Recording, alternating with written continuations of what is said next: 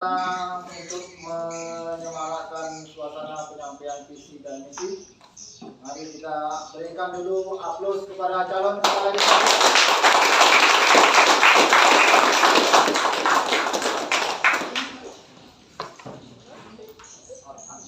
Jadi masing-masing calon kami berikan kesempatan 12 menit untuk menyampaikan visi. Dan saya persilakan kepada Bapak Zulkifli untuk menyampaikan visi dan misinya sesuai dengan yang sudah ditandatangani dan disampaikan kepada panitia kecamatan dan pihak kabupaten. Pada itu yang terhormat Bapak Zulkifli, kami persilakan. Kamera dipakai semua Pak Mujo. Assalamualaikum warahmatullahi wabarakatuh. Waalaikumsalam warahmatullahi wabarakatuh. Hormat Ketua BPKD ya, sekaligus sebagai Ketua Panitia dan Kepala Desa Sebenarnya tahun 2022. Yang terhormat Bapak Camat atau yang mewakili, yang terhormat Bapak BPD Desa Sebenarnya, dan yang terhormat Bapak Babin Kamtibnas beserta Bapak Ibu yang hadir pada siang hari ini, yang sama-sama dirahmati oleh Allah Subhanahu wa taala. Asyhadu an la ilaha illallah wa asyhadu anna Muhammadan abduhu wa rasuluh. Ya ayyuhallazina amanu yuslih lakum a'malakum wa yaghfir lakum dzunubakum wa may yuti'illah wa rasulahu faqad faza fawzan 'azima. Baiklah, saya langsung saja memaparkan tentang visi dan misi saya, yaitu disingkat dengan bertambah. Kenapa harus mesti saya mulai dengan bersih? Ya, sebagai contoh kita dalam melakukan pelaksanaan ibadah, maka ibadah kita itu akan tertolak jika kebersihan itu tidak kita tunaikan terlebih dahulu. Sebagai contohnya misalnya kita dalam melaksanakan sholat harus kita berwudu, artinya sebelum kita melaksanakan kegiatan kita harus sucikan dulu diri kita.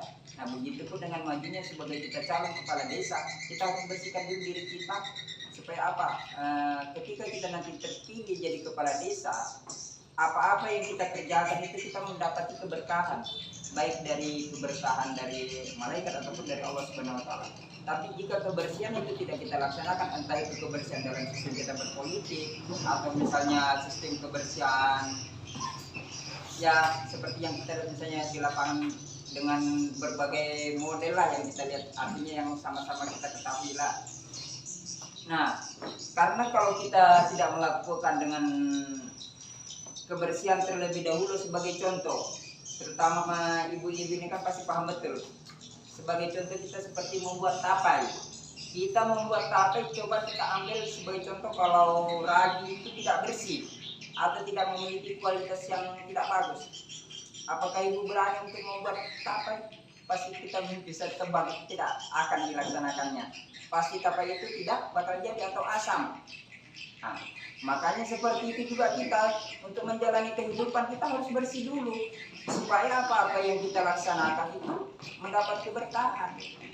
Artinya bukan kita saja sendiri yang pribadi berusaha, tapi yang kalau kita bicarakan yang gaib itu memberi bantu doa terhadap kita sehingga apa yang kita laksanakan itu diberikan kemudahan dan kelancaran. Nah, terus kenapa saya harus paparkan juga mengenai tentang kebersihan? Ketika kita bersih maju untuk menuju ke sana, jadi ketika kita untuk melaksanakan program-program kita itu bebas hambatan. Tidak ada yang perlu kita untuk tersangkut-sangkut di pemikiran atau terganjal di hati.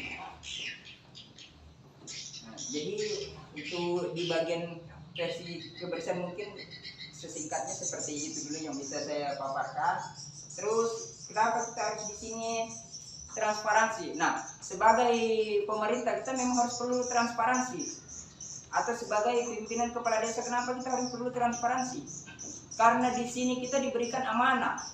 Adapun dana yang disampaikan ke kita itu dana masyarakat. Jadi itu makanya harus perlu kita lakukan transparansi. Jadi ketika kita mau melakukan atau misalnya rapat pengadaan, misalnya pengadaan pembuatan jalanan atau pembuatan bangunan, kita bukan hanya menghadirkan seperti BPD, kepala dusun, RT, kita harus juga menghadirkan masyarakat. Karena yang sebenarnya punya uang itu yang masyarakat. Kepala dusun, RT ataupun kepala desa sekalipun itu adalah yang memilih masyarakat kita sendiri. Jadi ketika kita masalah rapat penganggaran seperti itu, masyarakat yang harusnya lebih utama kita hadirkan. Nah, karena asalnya uang itu diturunkan ke kita karena adanya masyarakat. Nah, jadi transparansi itu perlu dilakukan. Jadi hal seperti itu. Nah, terus transparansi laporannya. Laporan penganggaran itu kalau kita berpikir atau misalnya kita berbicara bentuk tanggung jawab, seharusnya yang lebih kita utamakan untuk dilaporkan itu ke masyarakat dulu. Karena pimpinan tertinggi itu masyarakat. Kita misalnya contohnya, anggap aja sebagai contoh bupati, gubernur, presiden, camat, kepala desa, kepala dusun, RT, itu adalah melayani masyarakat. Sebagai contoh, coba ibu perhatikan kalau kita ke Talang Babat. Perhatikan di kantor-kantor dinas pasti tulisannya siap melayani. Bukan ditulis siap memimpin. Tidak, tapi ditulis di siap melayani. Berarti kenapa? Kita harus memposisikan diri kita memang sebagai pelayan.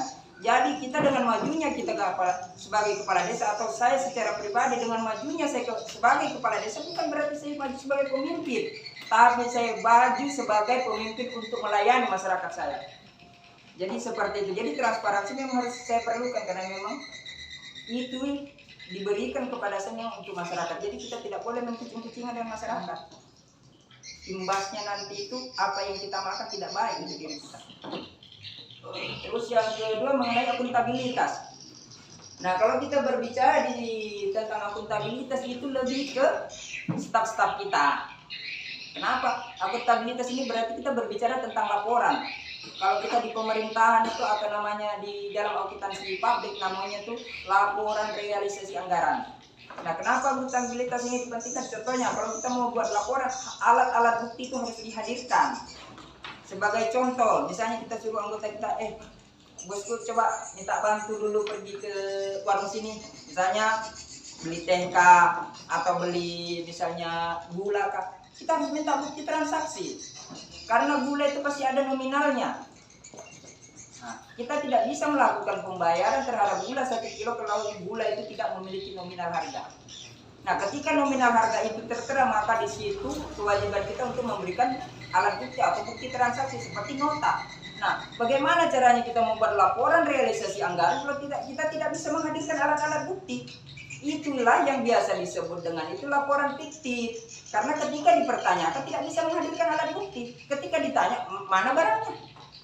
Tak ada barangnya, tapi laporannya ada. Diminta alat bukti juga tidak bisa menghadirkan. Nah yang seperti itu sering bikin orang jadi terjerat. Jadi pokok utama mengenai akuntabilitas ini harus wajib kita untuk menghadirkan alat bukti.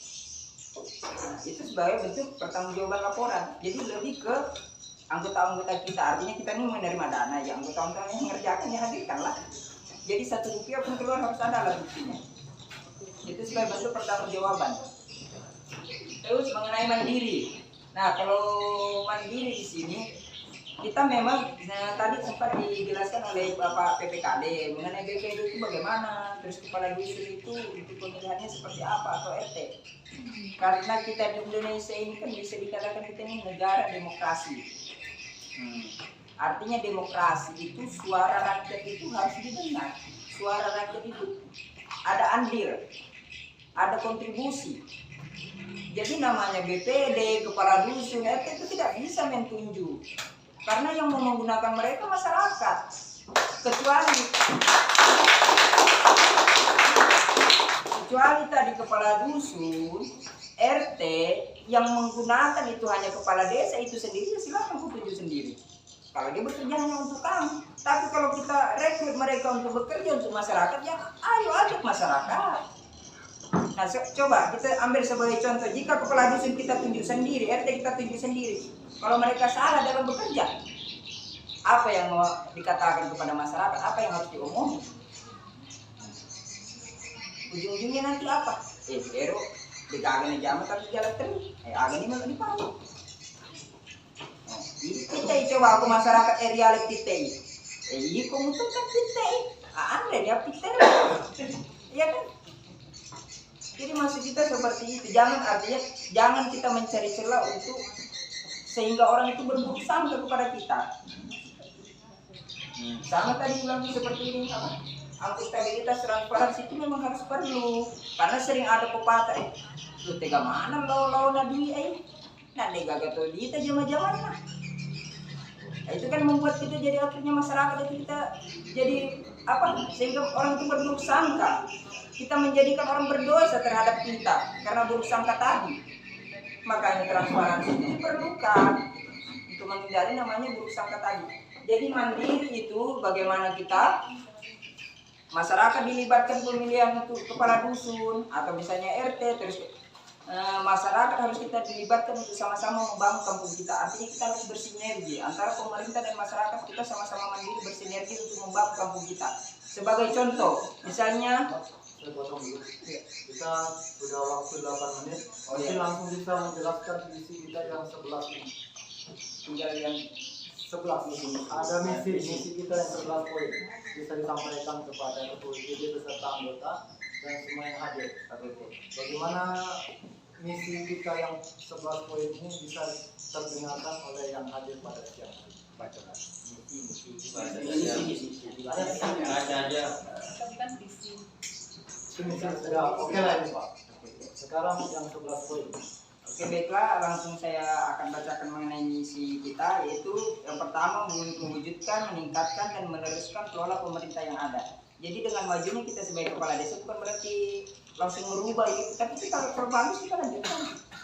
Walaupun yang tidak ada yang kita hadirkan, jadi seperti itu maksudnya. Terus yang kedua, meningkatkan pelayanan yang maksimal kepada masyarakat dan daya saing desa. Yang ketiga, misi yang ketiga mewujudkan kepemimpinan yang baik, bijaksana, tegas, dan berwibawa.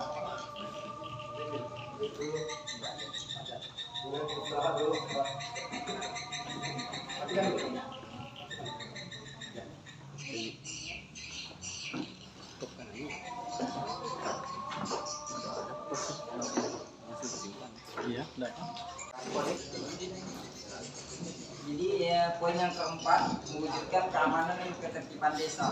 Poin kelima meningkatkan kesehatan, kebersihan dan desa serta mengusahakan jaminan kesehatan masyarakat melalui program pemerintah. 6. Meningkatkan kesejahteraan masyarakat, mewujudkan dalam usaha desa. 7. Meningkatkan sarana prasarana dari segi fisik, ekonomi, pendidikan, kesehatan, olahraga, dan kebudayaan desa. 8. Meningkatkan kehidupan sosial yang harmonis, toleran, saling menghormati, dan kehidupan budaya berlandaskan keimanan dan ketakwaan. 9. Mendukung sepenuhnya di bidang pertanian, perikanan, peternakan, artinya sesuai apa kegiatan yang hasil usaha desa masyarakat sumber naik, kita dukung sepenuhnya dari pemerintah dan kita carikan jalan gimana itu bisa berjalan. Terus yang poin ke-10 mengedepankan kejujuran, keadilan, dan transparansi dalam kehidupan sehari-hari baik dari pemerintah maupun dengan masyarakat desa. Poin ke-11 memelihara keseimbangan lingkungan dan pembangunan yang berkelanjutan dengan memanfaatkan sumber daya alam, mewujudkan lingkungan yang bersih dan sehat. Dan jika saya memang terpilih jadi kepala desa, terutama Undang-Undang Nomor 6 Tahun 2014 tentang BPD itu tetap kita serahkan kepada masyarakat sepenuhnya untuk pemilihannya. Jadi tidak ada namanya sistem main tunjuk. Karena kalau jika sistem main tunjuk berarti beban itu dipikulkan ke saya. Jika terjadi kesalahan BPD maka saya harus menanggung berapa amanah yang harus saya pikul. Jadi artinya untuk BPD sendiri ataupun termasuk nanti dusun RT tetap kita harus memang melibatkan semua ke masyarakat. Karena artinya sudah cukup saya menanggung itu 28 DPT. Masa per RT lagi harus saya pikul amanah. Jadi kita harus berikan juga amanah itu ke RT kita. Kita harus juga berikan ke kepala dusun kita memikul amanah itu tergantung berapa masyarakatnya, begitu pun dengan BPD. Nah dan saya nanti insya Allah meminta tolong juga kepada BPD yang terpilih jika saya juga terpilih jadi kepala desa. Ayo kita sama-sama dukung apa yang keinginan masyarakat kita. Bukankah dana yang diberikan ke kita memang untuk masyarakat kita? Jika itu memang hal positif bisa menguntungkan untuk masyarakat kita, kenapa mesti harus kita tahan-tahan? Ya kan? Jadi memang harus tepat guna dan tepat sasaran. Ya, mungkin cukup sampai di sini penyampaian dari visi dan misi saya. Saya ucapkan terima kasih banyak. Assalamualaikum warahmatullahi wabarakatuh. Mengucapkan kepada Bapak calon nomor 1 yang telah menyampaikan visi dan misinya dengan jelas kepada kita semua. Yang jelas kita yang hadir di sini menjadi saksi ya